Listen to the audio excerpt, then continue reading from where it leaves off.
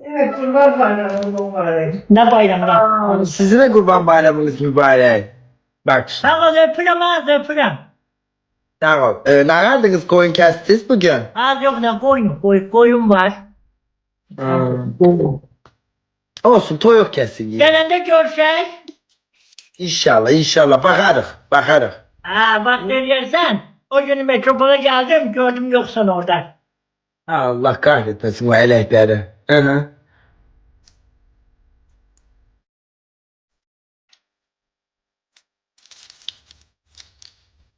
Oldu.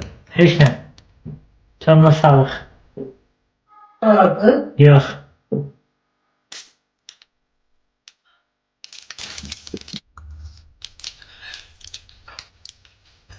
Ay dostum Allah kömeği olsun. Uşak yanım Allah kömeği olsun.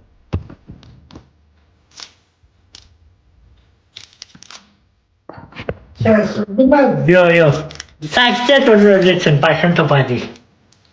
Tamam.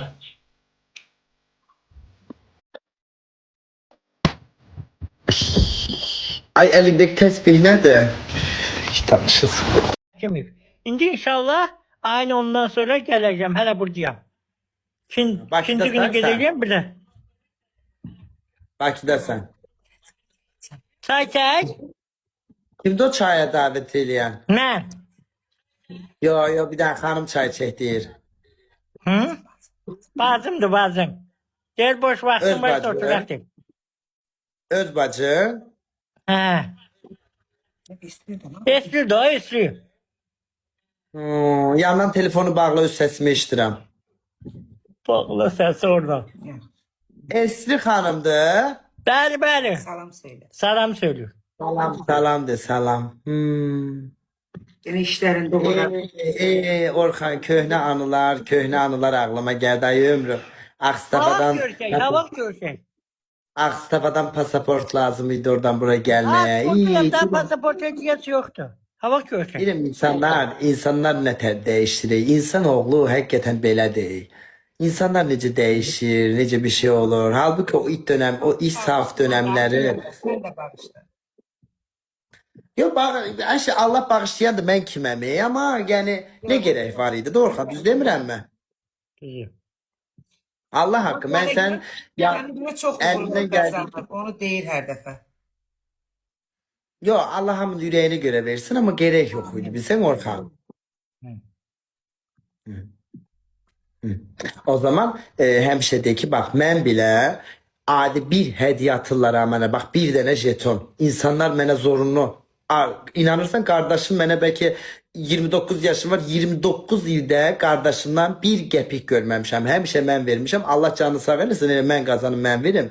Nə ailəm, mamamdan başqa. Nə heç kimsə ha. Həmişə özüm işləyib özüm vermişəm. Mesela bak, kimse kardeşe 2 manatlıq bir şey vermir. 1 manat, 5 manat verir, borç verir. Deyir ki onu doğ sabahsı. Burada kimse kimsenin zorunlu, kimse kimseye borcu boynu değil ki. Kimse kimseye pul xərcləsin, hediye atsın.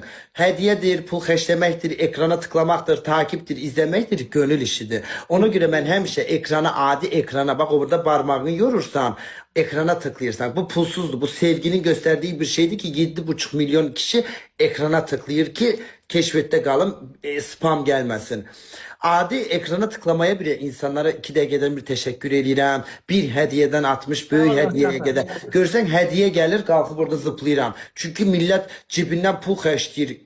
Kardeşe 5 manat vermir ayol. Burada insanlar 200, 300, 500 Allah seni hiç kesemez. 500 manatlıq tutup şir atır sana, başa düşsən? Təbii ki qalxıb orada zıplayacaksın, Allah razı olsun diyeceksin. Bəzi insanları görürəm, hediye gelir, qudurğan kimi oturub heç qozlamır. Ya da ki insanlar var, hediye gelmeden hiç söhbət eləmir kimsəyə. Ama da ekrana tıklayana hamıya teşekkür eləmək lazımdır. Sağ olun deyin, kesenize bereket, Allah razı olsun ki siz de mən sizin yüzünüzü güldürürəm, siz de mənim yüzümü güldürürsün. Ama senden onu eşitməmişim Orxan. Ürəkdən eşitmişim. Ürəkdən eşitməmişim. Bizə ürəkdən de ki yardım edenler çok sağ olun. Kimsenin boynunun borcu değil mənə hediye atsın. Hamının 1000 dənə derdi var. Belki bu hediye atanlar Allah 1000 dənə derdi var ama sağ olsunlar hediye atırlar.